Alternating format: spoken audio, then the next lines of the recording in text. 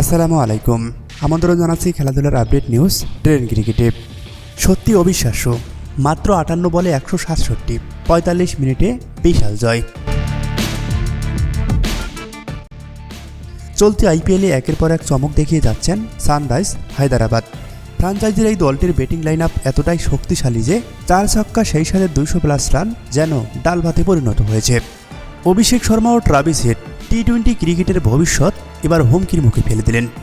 Lucknow super জায়ান্টের 165 রানের challenge sunrise Hyderabad পেরিয়ে গেছে স্রেফ 9.4 ওভারে। 10 উইকেটের দাপুটে এই জয় তুলে নিতে সময় লেগেছে মাত্র 45 মিনিট, একেবারে যা ফুটবলের হাফ টাইমের সমান। ট্রাভিস হেড ও অভিষেক শর্মা অপরাজিত থেকে অরেঞ্জ আর্মিদের জয় নিশ্চিত করে 22 গজ ছাড়েন। 30 বলে 89 রানের বিস্ফোরক ইনিংস খেলে ট্রাভিস হেড ম্যাচ সেরা হয়েছেন। অভিষেক 28 বলে করেছেন 75 রানের টর্নেডো ইনিংস। আফসোস থাকতেই পারে, সেঞ্চুরির কাছে গিয়েছিলেন দুজনেই। দোষটা অবশ্য তাদের নয়। লখনৌ সুপার জায়ান্ট আর কিছু রান বেশি করলে হয়তো তারা দুজনেই ছুঁয়ে ফেলতেন 100 রানের মাইল ফলক। পাওয়ার প্লেতে 107 রান তোলে হায়দ্রাবাদ, এটা দ্বিতীয় সর্বোচ্চ। সেই সাথে ট্রাভিস হেড 16 এবং অভিষেক শর্মা 19 বলেই 50 তুলে নেন।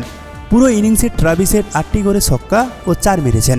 অন্যদিকে অভিষেক শর্মা ছিলেন 8টি 4 ও 6টি ছক্কা মেরেছেন।